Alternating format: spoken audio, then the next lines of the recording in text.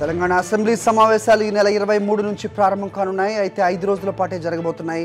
మరింత సమాచారాన్ని మా కరెస్పాండెంట్ శ్రీకాంత్ అందిస్తారు. శ్రీకాంత్, తెలంగాణ అసెంబ్లీ సమావేశాల డీటెయిల్స్ ఏంటి? కేవలం 5 రోజులే అవడానికి కారణం ఏదైనా ఉందా?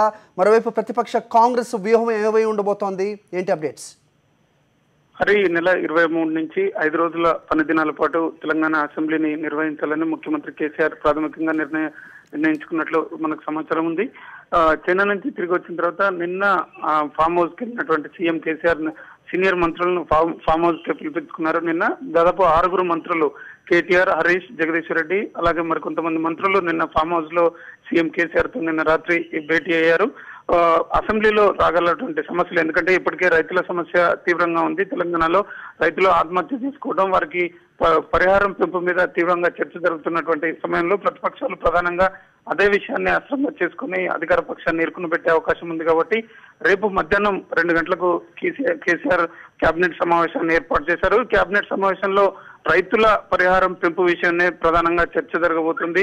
మనకు అందుతున్నటువంటి సమాచారం ప్రకారం ఇప్పుడున్నటువంటి 1.5 లక్షల పరిహారాన్ని, ఆత్మహత్య చేసుకున్నటువంటి రైతుల కుటుంబాలకు ఇచ్చే పరిహారాన్ని 1.5 లక్షల నుంచి 5 లక్షలు లేదంటే 6 లక్షల దాకా పెంచితే ఎలా ఉంటుందని ముఖ్యమంత్రి మంత్రుల వద్ద అభిప్రాయాలు తీసుకున్నట్లు తెలుస్తుంది. ఏదేమైనా రైతుల ఆత్మహత్య అనేది తీవ్రమైన సమస్య కాబట్టి దాని ఆత్మహత్యలు జరగకుండా ప్రత్యామ్నాయ చర్యలు తీసుకోవడంతో పాటు ఇప్పటికే ఆత్మహత్య దాదాపు ప్రభుత్వ లెక్కలే 490 మంది రైతులు ఆత్మహత్య చేసుకున్నారని చెప్తున్నటువంటి సమయంలో ప్రతిపక్షాల దాడిని ఎదుర్కొనేందుకు సమర్థమైనటువంటి వ్యూహం రచించేందుకు సీఎం కేసీఆర్ రేపు కేబినెట్ సమావేశాన్ని ఏర్పాటు చేశారు. అదే సమయంలో మొన్న సీఎం కేసీఆర్ చైనా వెళ్ళడానికి ముందు ఎన్ని రోజులైనా అసెంబ్లీ సమావేశాలు నిర్వహిస్తానని మనకు చెప్పినప్పటికీ కూడా ప్రస్తుతం అందుకున్నటువంటి సమాచారం 23, 24 2 రోజులు పని దినాల తర్వాత బక్రీద్ అలాగే గణేష్ నిమజ్జనం ఉన్నటువంటి నేపథ్యంలో 3 లేదా 4 రోజుల పాటు అసెంబ్లీకి సెలవులు ఇచ్చి ఆ తర్వాత మరో 3 పని దినాల పాటు, అంటే మొత్తంగా ఈ నెల 28, 29, 30 ముందుగా 2 రోజులు, ఆ తర్వాత మరో 3 రోజులు,